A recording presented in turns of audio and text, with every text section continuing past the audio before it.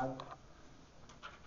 Inshallah, today's topic is Abdul Sattar Edhi, revolution through resolution. And before I begin, I just want to say that inshallah, all the Alhikmah talks are going to be podcast, and inshallah, we're starting to YouTube it as well. So almost a year worth of talks. Next month will be a year for this series, so we'll have them inshallah up for podcasting. My topic today was based upon reading the autobiography of Abdul Sattar Edhi. And Abdul Sattar Edhi is a Muslim philanthropist, in fact probably the leading Muslim philanthropist in the world. And his fame and name unfortunately is not known. He does the same stuff as Mother Teresa. He's older than Mother Teresa. But unfortunately he just hasn't been given the recognition that he should receive. The topic that I chose, revolution through resolution, was on the basis that when you have a resolution and when you have a resolve or when you have a mandate and through it you cause a change, it's sustainable. So for example, you have an idea, your action, your mandate, which leads to change. But if you go to a revolution, you have no idea what's going to happen at the end, then you're going to end up with Iraq, you're going to end up with Afghanistan, you're going to end up with the French Revolution that took place, you're going to end up with all the revolutions that it took years, 50, 60 years for them to actually come to a consensus of what the revolution was trying to achieve. And the point of this is that Abdul Sattar Edhi is an embodiment of that. That Muhammad sallallahu alaihi wasallam said that the best of humanity is he who serves humanity.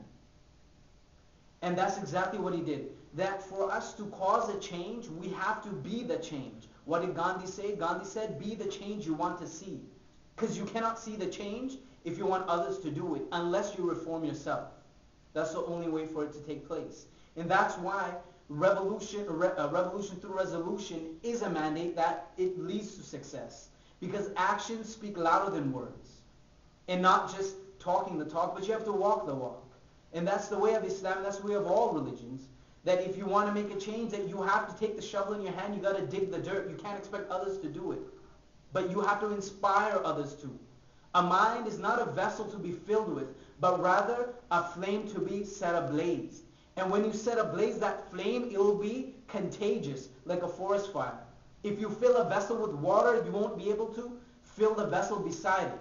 But if you set ablaze a fire and put wood beside, you will set that fire to set that wood ablaze as well. And that's the way of creating change, is that you lead by action, and action create change.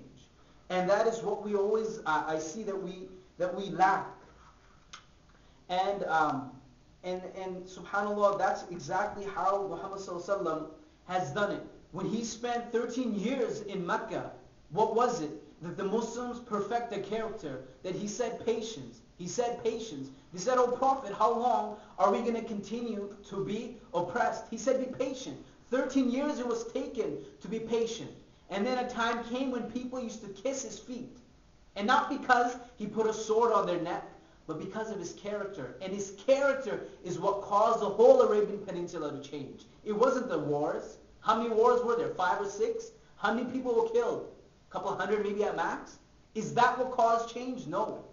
It was the character of Muhammad ﷺ and how he conducted himself and his actions that created a change. And that's what Abdul Sattar Edhi has devoted his whole life to. He is 81 years old now, and he was born in India, in Bantwa.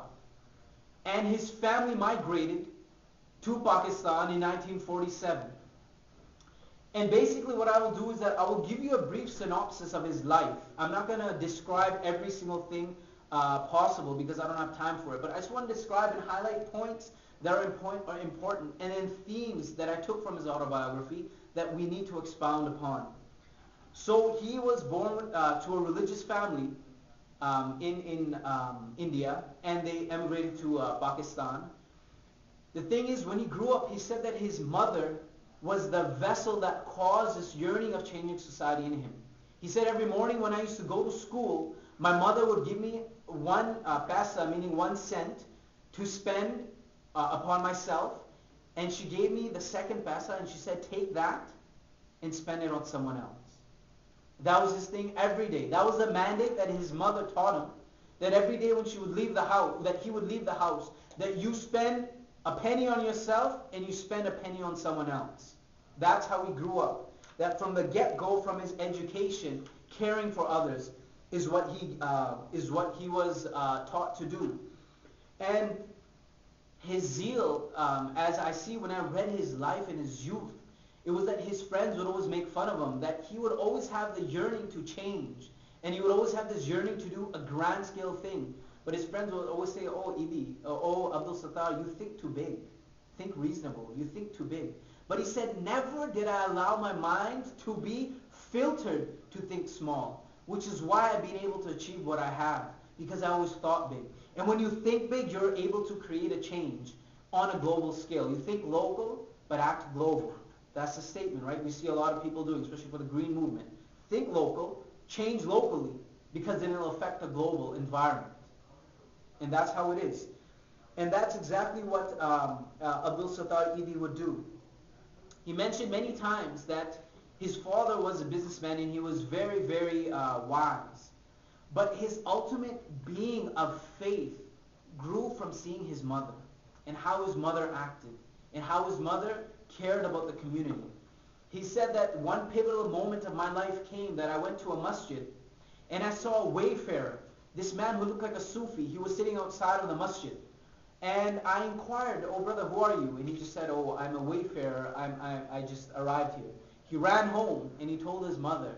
His mother gave him clothes, gave him shelter, gave him everything. Gave him food and said, go give it to that man. He spent, I believe it was 30 or 40 days always in this man's company. And he would learn so much from him. And he said that this man changed my perception by just simple words. And he changed it by the power of the words he said. And in Islam, we know in Islamic history the tragedy of Karbala that took place. He goes, this saint, this sage, this Sufi, he told me that to make a change in this earth, we have to learn from the sacrifices in Karbala. Because the sacrifices that the family of Muhammad ﷺ did showed that the sacrifices for humanity. And if you want to make any change in this world, the change can only come if you sacrifice. He goes, the reality of what he said left such an indelible mark upon my head that never to this day have I forgotten. He goes, one day after that talk, I came back and I could never find him anymore. And my heart was yearning. And I said, have you seen this man? Have you seen this man that used to live in the masjid? He went all around the city and you could never find him. And he was so saddened that this man changed his perception. And he in fact cried that he lost his friend, this companion who was giving him wisdom. And this analogy that I saw was exactly like Maulana Jalaluddin Rumi. That when Hazrat Shams Tabriz came, that Maulana Rumi was a scholar of faith. He was Shafi'i and Hanafi in fiqh. And I mean, he taught the world. He was a huge scholar. But the one experience he had with Shams Tabriz changed his life.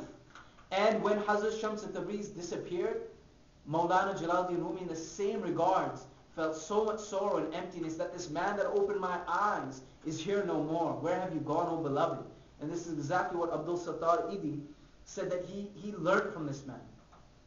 So that's essentially what it is. At the age of 11, his mother was paralyzed through extreme severe diabetes. And the compassion of humanity grew there for him. And I always pray to God that may He protect us from this.